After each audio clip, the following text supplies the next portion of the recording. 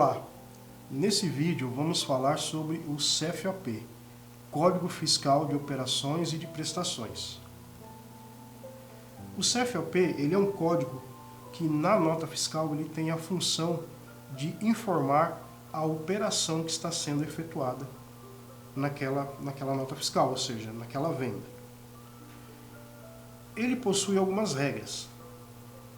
A primeira delas é que ele é composto por 4 dígitos, ou seja, o CFOP ele vem com a descrição, né? Ele vai ter uma descrição, mas a numeração dele vai ser composta por 1 se for entrada, 5 se for saída, ponto e mais 3 dígitos. Essa regra do 1 ou do 5, ela se refere ao quê?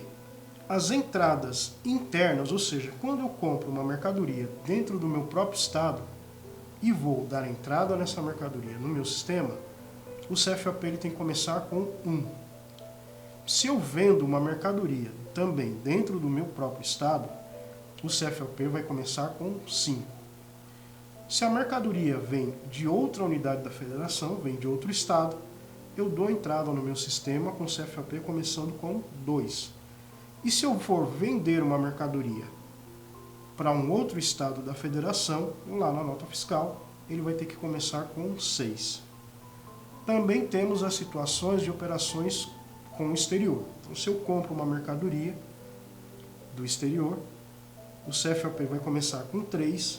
E se eu vendo a mercadoria, vendo diretamente, tá, para o exterior, ela vai começar com 7. Nesse quadro aqui, temos os principais tipos de operações e a sua correlação com entrada e saída. Então, digamos aqui que uma nota fiscal, tá? Nós temos aqui a coluna nota fiscal do emissor, a entrada no destinatário e, posteriormente, a saída, ou seja, a revenda dessa mercadoria. Então, na primeira linha, se o emissor da nota fiscal ele for indústria, ele vai utilizar o CFOP 5101 se for de dentro do estado, 6101 se for de fora do estado. A empresa, ao receber essa mercadoria, vai dar entrada com o CFOP 102 se for dentro do estado e 102 se for para fora do estado. Lembrando que aqui é uma empresa de comércio.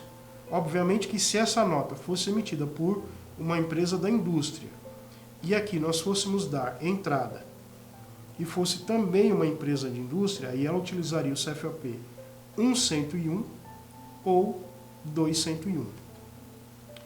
E, posteriormente, esse comércio, na hora de vender essa mercadoria, ele vai vender com o CFOP 502 dentro do estado e 602 para fora do estado.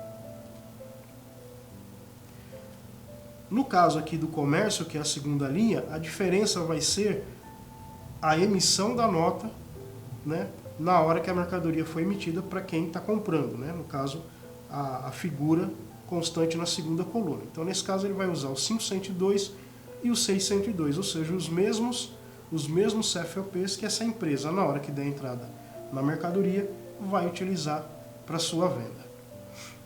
Temos aqui uma situação específica, que é o CFOP 1401.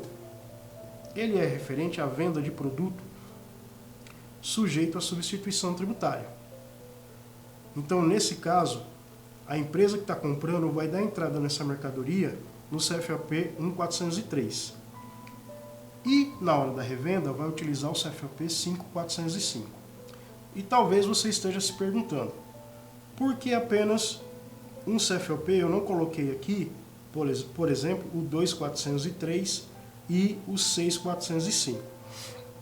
Acontece que as operações de substituição tributárias, elas são específicas de cada estado.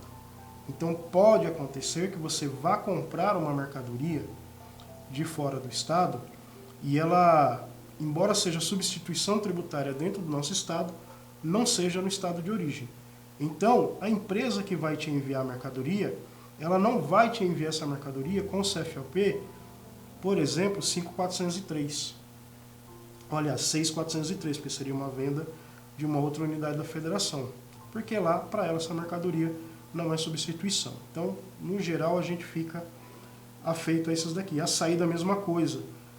Se por acaso eu compro uma mercadoria de substituição tributária dentro do estado de Rondônia, para vender aqui dentro, eu vou utilizar o CFAP 5405.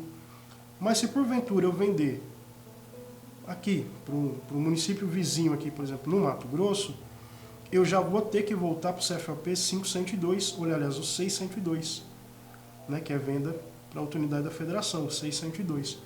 Porque talvez essa mercadoria no estado do Mato Grosso não seja substituição tributária. Temos na última linha a compra para ativo imobilizado. O que é o ativo imobilizado? Como eu expliquei em vídeos anteriores, o ativo imobilizado é aquele equipamento, aquela máquina, pode ser um computador, pode ser uma televisão, um veículo, que vai incorporar o ativo imobilizado da empresa. Ela não é comprada para ser vendida. Ela é comprada para ser utilizada dentro da empresa, seja na prestação de serviço, seja na produção de bens. Nesse caso, a entrada vai ser no 1551, se for dentro do estado, e 2551. Posteriormente, eu posso vender esse ativo imobilizado. Então, eu vou utilizar na saída o CFAP 5551. Uma outra situação muito comum no dia a dia das empresas são as devoluções, que também têm seus CFAPs específicos. Tá? Então, quando uma empresa, uma indústria está devolvendo uma mercadoria para alguém, ela emite o CFAP, como está ali no slide, 5101 ou 601. Se for comércio, 5202 ou 6202. Se for uma indústria que recebeu uma mercadoria de substituição tributária, 5410. E se for um comércio que recebeu uma mercadoria de substituição tributária, o 5411. E a entrada tem as mesmas correlações. Tá? Então, se você verificar, a única diferença na entrada é a substituição, né, no caso aqui do 5 pelo 1, do 6 pelo 2.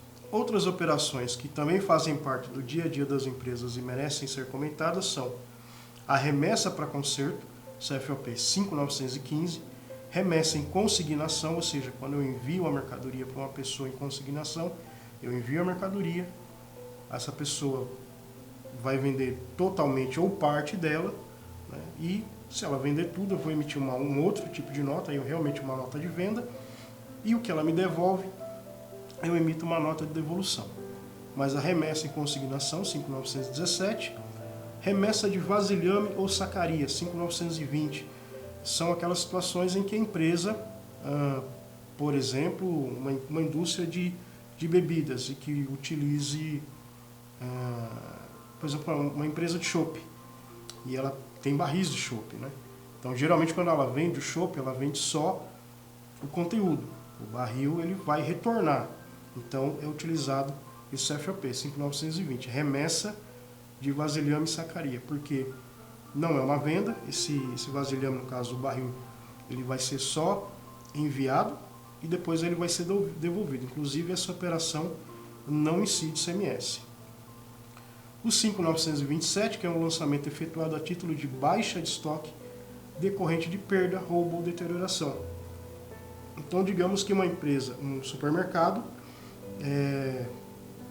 por conta de uma falta de energia, alguma coisa, tem alguns produtos que ela perdeu, né? Deteriorou, estragou.